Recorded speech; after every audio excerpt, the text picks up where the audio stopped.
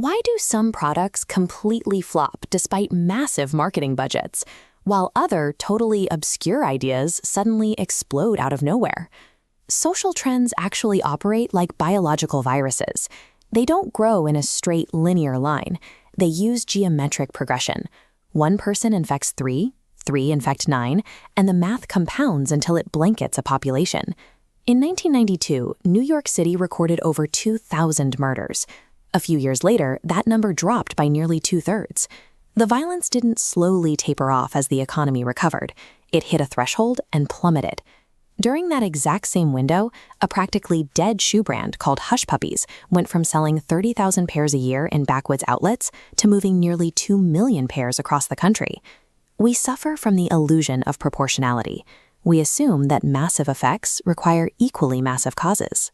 We think a giant drop in urban crime demands a complete overhaul of the American economy, or that a global fashion trend requires millions in corporate advertising. To understand how these cultural shifts actually happen, we have to abandon proportional thinking. We have to look for the exact tiny levers that cause a system to tip. The first rule of this kind of rapid change is the law of the few. Epidemics are driven entirely by a tiny, mathematically exceptional percentage of the population. First, you have connectors. These are individuals with massive webs of weak ties who effortlessly bridge isolated social worlds. They are the hubs that allow an idea to travel from one distinct group to another. Then you have Mavens, information brokers who accumulate hyper-specific niche knowledge simply to educate others. And finally, salesmen, who use subtle social cues to persuade the unconvinced. Stop wasting your energy trying to reach the general public. Focus your resources strictly on equipping these specific types of people. Without this class of social translators, even the most brilliant ideas will remain isolated. They are the only mechanism that pushes a niche concept into the mainstream. Reaching those key people is entirely useless if the message itself goes in one ear and out the other. You need the stickiness factor. In the 1960s, researchers at Yale tried to persuade students to get tetanus shots. They gave one group high-fear pamphlets with graphic medical photos and another group low-fear pamphlets. The result?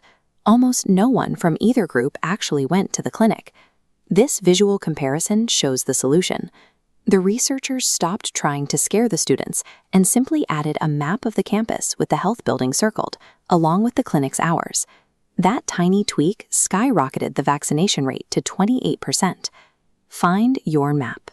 Package your information simply, remove all physical friction, and make the very next step irresistible. Stickiness is the bridge between a good intention and the physical act of follow-through. It is a result of specific, practical changes to how information is structured. The final rule is the power of context. As humans, we suffer from the fundamental attribution error.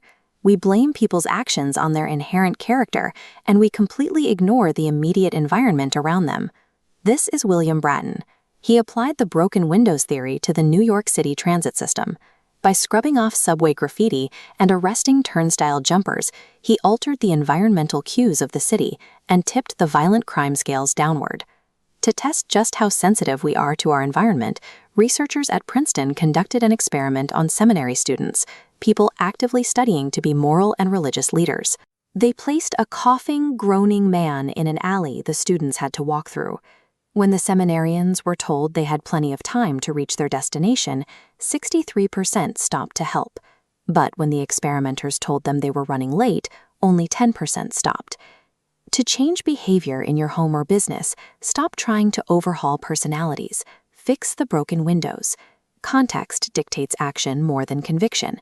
Our immediate physical surroundings are the primary drivers of human behavior. Messengers, packaging, and environmental cues reshape our priorities. We are more responsive to the world around us than to our own internal convictions. This realization provides a practical path forward for large-scale change. It suggests that moving a mountain doesn't require $1 billion. It requires finding the specific fulcrum point where the weight actually rests. Success depends on 3 specific levers: finding the mathematically exceptional few, making a message physically sticky, and adjusting the immediate environment. These case studies prove that we are not at the mercy of massive, uncontrollable trends. With the right levers in place, a small, well-timed intervention can ripple outward until it changes the world.